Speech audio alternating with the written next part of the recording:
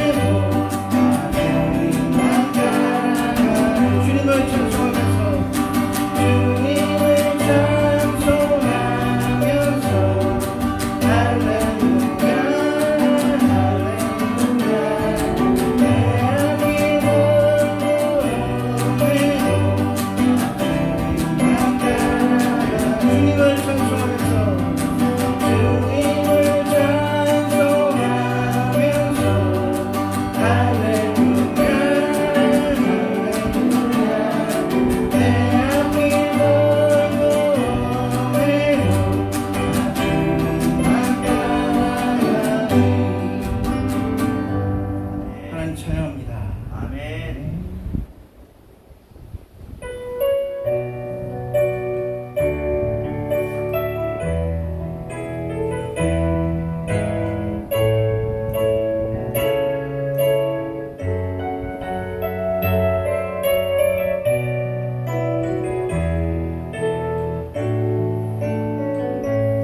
하나님의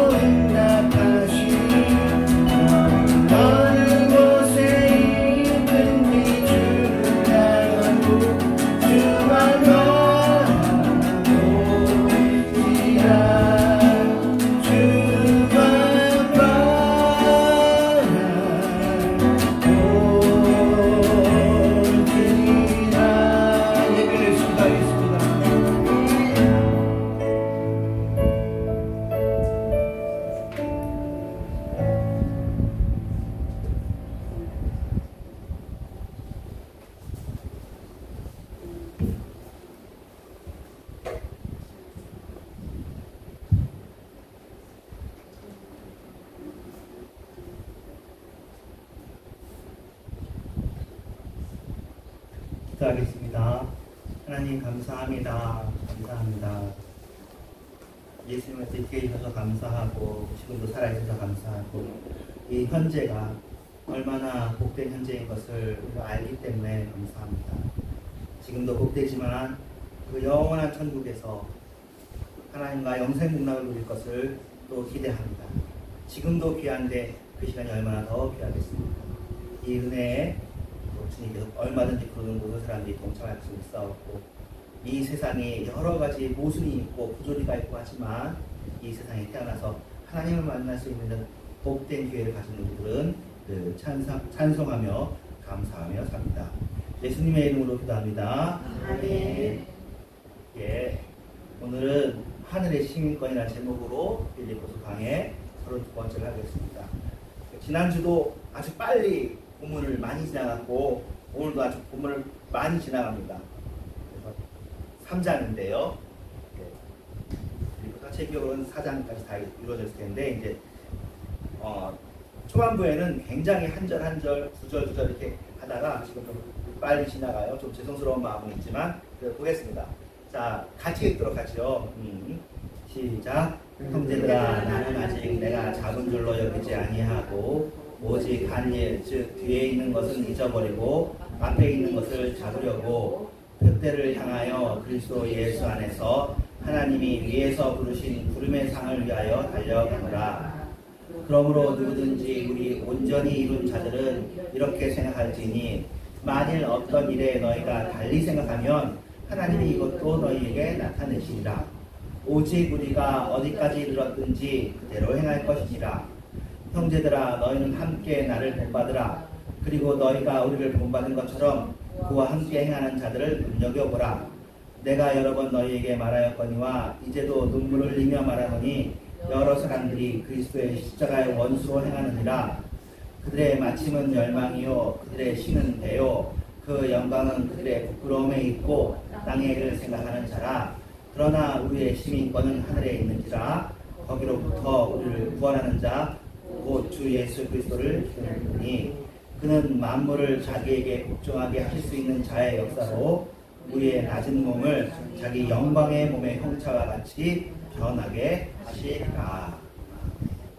예, 이 본문이 여기서 설교가 여러 개가 나올 수 있어요. 이제 좀 있다면 중요한 부분들이. 자, 일단 13절, 14절 요거만 가지고도 제목 여러 번 뽑을 수 있죠. 표대를 향하여, 그죠? 표대를 향하여. 또 우리의 상이 어떤 상이에요? 위에서 부르신 상이다. 위에서 부르신 부름의 상이다. 하나님께서 우리를 이 땅에서 부른 것이 아니라 그리스도 안에서 불렀잖아요. 그래서 그리스도 예수에서 부른 부름의 상을 위해서 내가 달려간다. 그래서 13절, 14절 연결하면은 그 표대, 우리의 목표를 향해서 뒤에 있는 것을 잊어버리고 과거에 한 일이 중요하지만 앞으로 할 일이 더 중요하잖아요. 그래서 열심히 달려간다. 뒤에 있는 것을 잊어버렸다. 이게 이제 한 주제가 되어져요. 그 다음에 다른 사람들이 각각 나는 이렇게 생각하지만 다르게 생각할 텐데 그것도 그들에게 나타날 거고 우리가 어디까지 이뤘든지 하나님 원하시는 그 중간에 각각 그대로 서로 비판하지 말자는 얘기인 거예요. 각자 이렇게 이해할 수 있고 저렇게 이해할 수 있고 수준이 다르지만 그 수준 다른 거 가지고 서로 얘기하지 말고 우리는 우리의 깨달은 만큼 가는 거고 그분들의 깨달은 만큼 가는 거다. 근데 이거 여기하고 다른 것만 하면 전혀 다른 사람이 있는 거예요. 그런 사람은 뭐냐면 복음에 반대로 생각하는 사람들은 다른 사람들이에요. 근데 같은 복음을 위해서 하는 사람들은 서로 남을 나보다 낮게 여기고 각자 저 사람의 단계는 내 옛날 단계인데 저 사람이 나중에 나가야 될 텐데 하더라도 놔두라는 거예요. 네, 그렇게 하는 게 15절, 16절이에요. 아까는 표대를 향해서 나가라. 15, 16절은 표대를 향해 나는 이렇게 나가지만 각자 깨달음의 정도가 다르더라도 그것은 허락해줘라. 자, 17절에는 나를 본받으라고 그래요. 나를 본받으라도 주제죠. 사람을 본받으라고 얘기하는 겁니다. 근데 이 나를 본받으라는 건 뭐예요? 그리스도 예수 안에 있는 나잖아요. 인간적인 나를 본받으라는 게 아니죠. 그러면서 우리를 본받은 것처럼 같이 동역하는 바울과 같이 동역하는 사람들을 본받은 것처럼 그와 함께 행하는 자를 눈여겨보고 저 사람이 왜 저렇게 했는지를 보고 그것을 따르라. 그렇게 얘기하는 겁니다. 나를 본받으라고 하시는 사람은 참 복된 사람이죠. 우리는 부끄럽잖아요. 나를 본받으라고 말하기가. 그런데 어느 면에서는 그래도 이렇게 이야기할 수 있습니다. 여러분도 그렇게 얘기할 수 있는 사람이 되기를 바랍니다. 그래, 내 부족한 면은 있지만 그래도 이런 면에서는 나를 본받았으면 좋겠다 하시는 겁니다. 근데 문제는 18절이에요. 십자가의 원수예요. 십자가의 원수. 바깥의 사람이 아니야. 교회 안에 있는데 십자가를 알면서도 십자가의 원수를 행하는 사람이 있으니까 눈물을 흘리면서 제발 그러지 말라. 그 3장 1, 2절에서는 할례당을 크게 얘기했습니다. 할례당에 대해서는 이제 여러분 다 오신 분들이고 기억하실 거고, 십자가의 원수는 무엇이냐? 그들은 결국 멸망할 것입니다. 그들의 신은 발신이 아니라 그들의 믿는 것은 그러니까 자기 60만 신으로 섬긴다는 거죠. 그들의 영광은 그들의 부끄러움이 있고 땅에 있는 생각하는 사람이다 라고 얘기합니다. 그러나 우리는 그들과 같지 않습니다. 뭐예요? 우리의 시민권은 하늘에 있습니다. 그리고 하늘에서부터 구원하는 자, 곧 주 예수 그리스도를 기다린다. 바울이 이거 지금도 감옥에 있잖아요. 또 고생하잖아요. 바울이 헌금 받아가지고 생활하고 때로는 자기가 일해가지고 성경공부를 하고 그러잖아요. 그렇지만 괜찮다는 거예요. 저 사람들은 오히려 헌금도 더 잘 받고 유명하기도 하고 사람들이 많이 따르고 해도 괜찮아. 왜냐하면 그들의 결국은 멸망입니다. 나는 하늘에 있습니다. 그래서 오늘 우리의 제목은 일단 시민권이라고 잡았습니다. 그 다음에 또 여기 있습니다. 만물을 자기에게 복종하게 하실 수 있는 자의 역사로 우리의 낮은 몸을 자기 영광의 몸의 형체와 같이 변하게 하실 것이다. 누가? 그리스도가. 그리스도의 영광의 몸의 형체가 있다는 거예요. 두 가지가 있죠. 그의 형체처럼 우리의 낮은 몸도 변화되게 하실 것이고, 만물을 그들에게 자기에게 복종하게 할 수 있는 자 하나님의 역사로 그를 이루실 것이다. 그러니까 만물도 그리스도에게 복종할 것입니다. 그리고 우리의 낮은 몸도 그의 영광의 몸 형체와 같이 변할 것입니다. 그래서 요 한 구절만 가지고도 설교가 나오겠죠. 근데 오늘은 어떻게 할 거냐면, 여기에 제가 검색을 해봤더니 이 본문을 가지고 다양하게 설명하신 분들이 있어요. 이제 뭐 우리가 구원을 받았다, 그 시민권이다, 그런 식으로 설명하는 게 거의 한 80%인데, 다른 각도에서 살펴보겠습니다. 뭐냐면, 이제 시민권 하면 유명하잖아요. 바울이 로마 시민권을 가졌다더라. 그렇죠? 그러면 로마 시민권은 무엇이었을까? 어떻게 로마 시민권을 얻었을까? 그리고 그 다음에 시민권이라는 단어 자체가 사실은 그 이전에 없던 말인 거예요. 로마에서 나온 말이거든요. 지금은 이제 우리가 국적이고 한국 국적이다. 한국 이제 시민권이라고 하지 않죠. 이제 미국 시민권, 시티즌십, 영어로 시티즌십이네요. 한국 국적, 미국 국적을 취득한다 그런 의미인데, 자 그러면 이것을 한번 보겠습니다. 자, 로마 시민권, 고대 이야기. 로마 시민의 로마의 시에서부터 시작하는 나라거든요. 그래서 그런데 이번에 보면서 보니까 남자들만 이 권리가 있어요.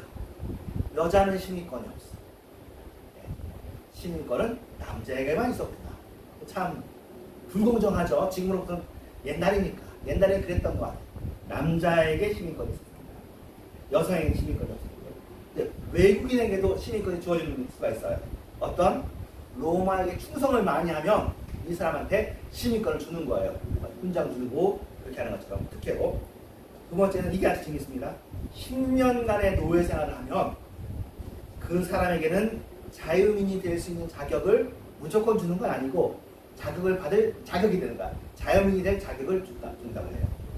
그러면은 그 사람이 이제 자유민이 됐잖아요. 그 사람의 자식은 태어나면서부터 시민권이 되는 거예요. 사도 바울이 요 시민권이었을까요?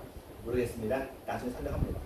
사도 바울도 로마의 시민권을 가진 귀족 출신이었다. 일반 세상에서도 사도 바울의 로마 시민권은 굉장히 흥미로운 주제입니다. 물론 시민의 권리는 시대마다 달라지고 출생 장소에 따라 달라지고 국가의 공무에 따라 달라지겠지만 이게 일반적인 얘기인데 로마 법에서 부여한 시민들의 권리가 다음과 같대요. 첫 번째, 투표할 수 있는 권리.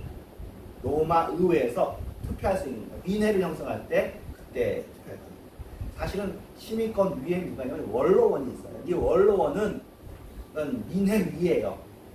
요새는 국회의원들 우리가 선출하잖아요. 옛날에는 선출받지 않는 늘상 원로원이 되는 가문들이 있어요. 그 가문들은 자식은 계속 원로원이야. 이런.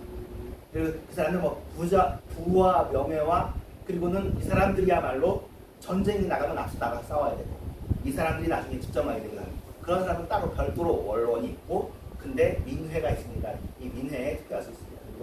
그리고는 그것이 이제 투표권이고요.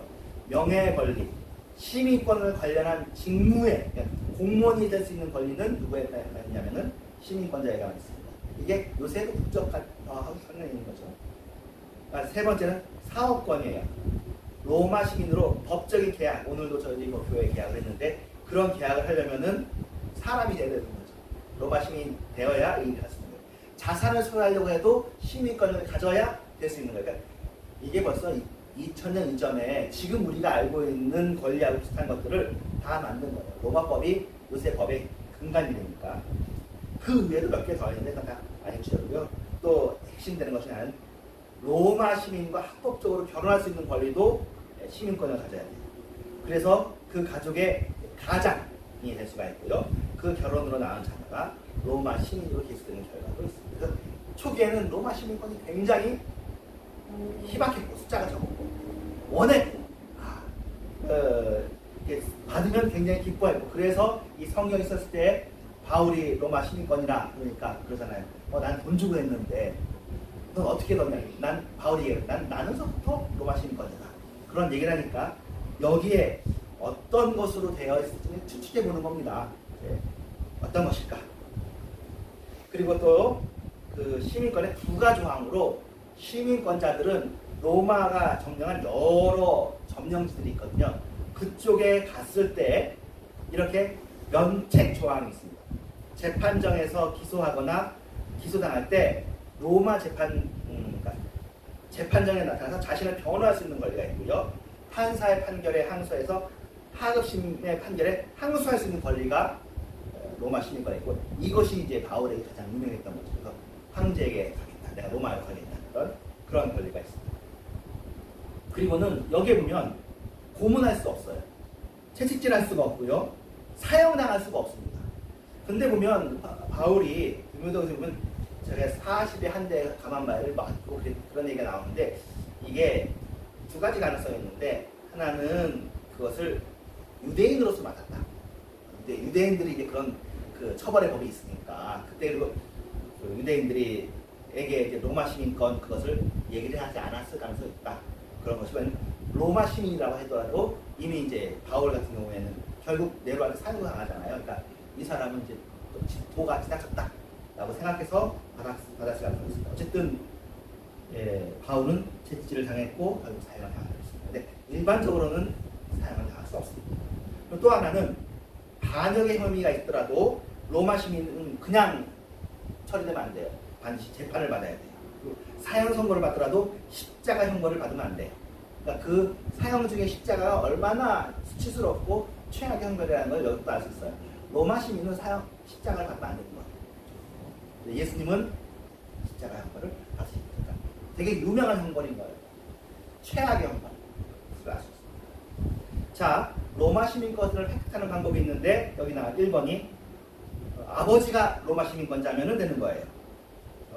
로마 시민인 아버지 또는 그 어머니 같은 경우에는 이제 로마인과 결혼할 수 있는 권리가 있는 외국인하고 이제 이 둘 사이에서 태어나면은 로마 시민이 됩니다. 부모님이 로마 시민권자일 경우에 또는 아버지는 로마 시민권, 아내도 적법한 로마 시민과 결혼할 수 있는 여성일 경우에 이제 시민권자가 되고요. 두 번째, 아까 얘기했듯이 해방노예가 시민권을 소유할 수 있어요. 근데 그냥 노예가 아니라 그의 주인이 로마 시민이에요. 근데 여성 노예가 해방되기 전에 낳은 아이는 그냥 노예야. 해방된 이후에 낳아야 자연이야.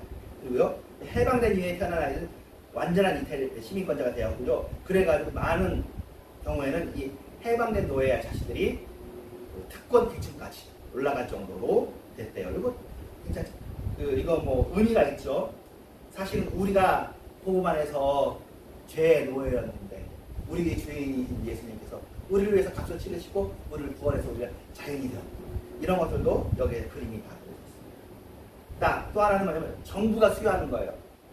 특정 통치자에게 이제 충성을 하거나 로마에게 충성을 하면은 사실은 로마 황제가 이 통치 그룹에게 사실은 로마 시민은 아니고 이 사람들은 다 식민지잖아요. 이 식민지 그룹 중에 일부분에게 너희들은 로마에 충성했으니까 너희들 로마 시민이랑 동등한 권리를 준다. 이렇게 했던. 이 당시까지는 로마 시민권이 굉장히 귀했어요. 나중에 보면 이 시민권에 1대 60년 걸려요. 바울 때까지는 굉장히 희귀했어요. 로마 시민권이. 자, 네 번째. 군단의 보조병으로 군복무를 했습니다. 근데 군에서 제대할 때 너가 로마 군대를 위해서 열심히 봉사했고 사실 죽을 수도 있잖아요.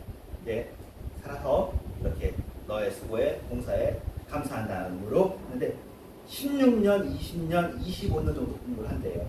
그런 경우에 이제 가족을 다 함께 로마 시민권을 주는 거야. 아주 영광된 거죠. 이것을 보면 바울의 그림 중에 우리가 군인으로 부름받았다. 하늘의 군인이다. 그런 얘기 하잖아요. 그런 것도 이 세상 나라에 충성을 해도 시민권을 주는데 우리가 하나님 나라를 위해서 충성을 하면 하나님께서 시민권을 주시겠죠. 그런 것들도 여기 아마 그림이 그 당시 상황 속에서는 그림이 그려져 있어요.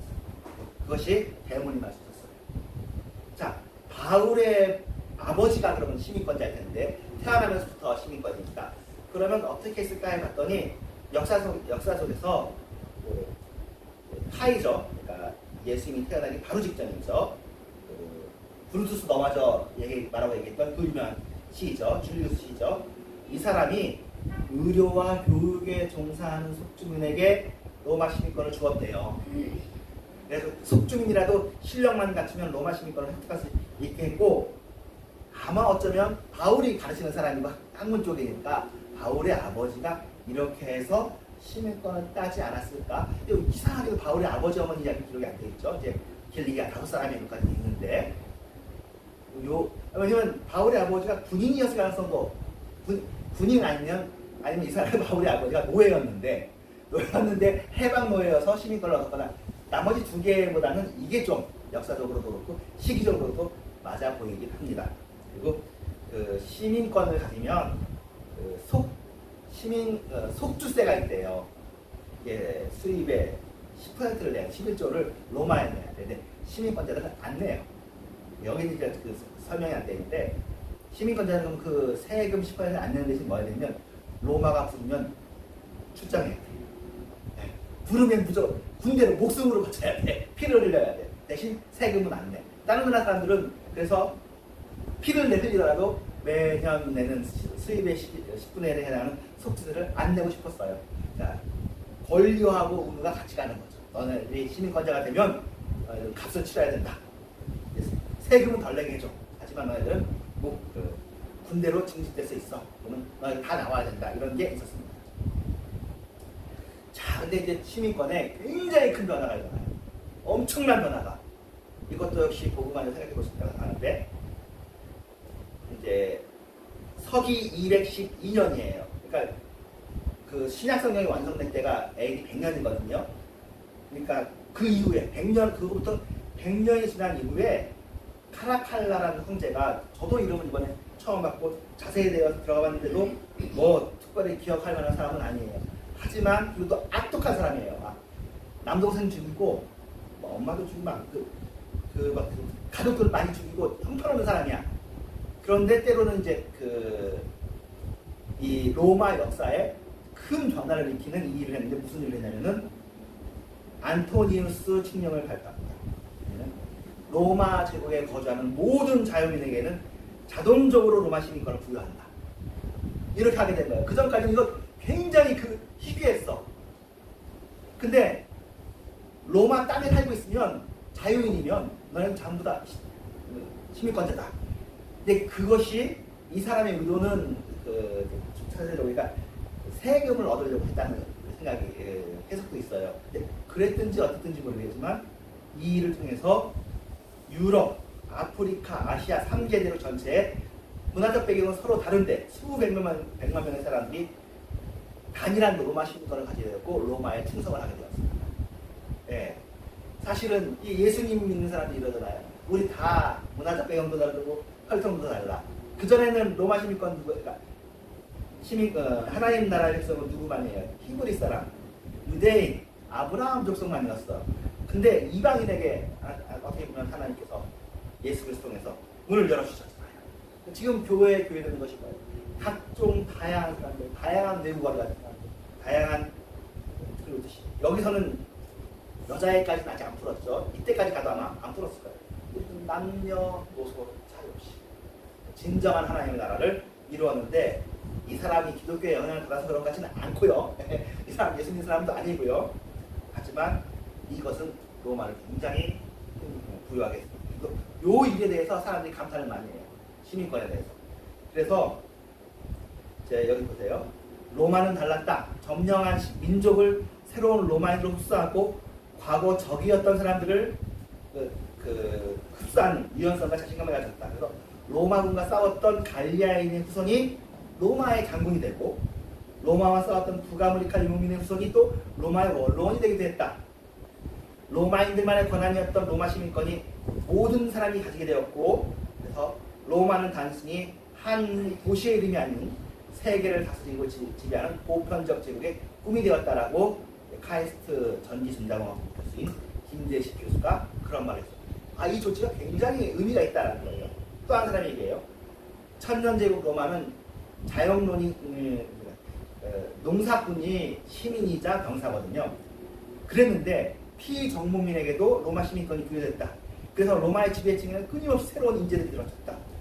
사실은 아까 이제 바울의 아버지 얘기하면서 줄리우스 시저도 교육에 종사하는 사람들, 지혜로운 사람들 데리고 왔잖아요.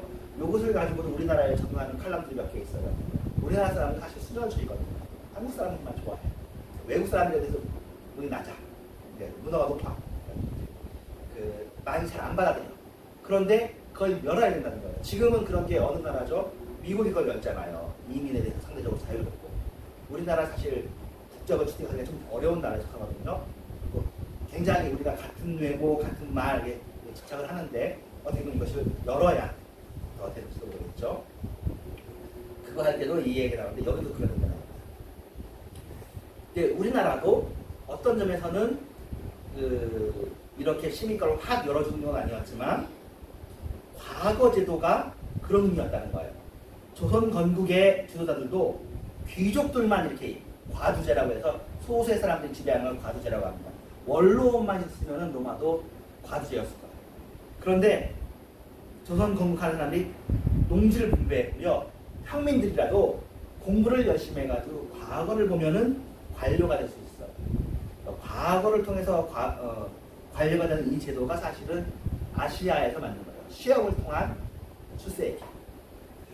당나라에서 시작하고 우리나라에 들어왔고 우리나라에 끊임없이 계속 이렇게.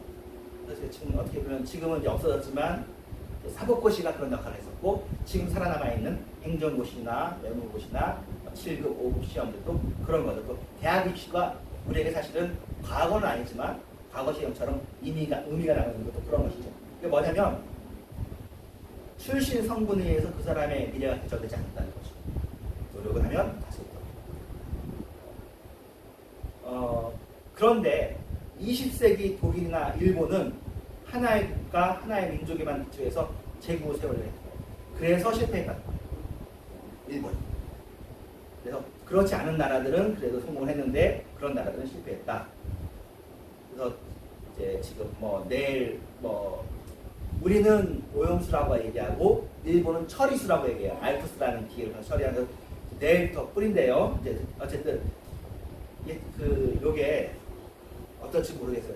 독일도 마찬가지예요. 독일도 1차 세계대전 하고 난 다음에 지금 자기들이 진짜 잘못했는지 몰랐어요. 2차 세계까지 져야 자기들이 잘못한 걸 알았거든요. 근데 어떤 의미에서 제가 너프하게 거치게 되면 일본은 아직 자기가 잘못한 줄 잘 모르는 것 같아요.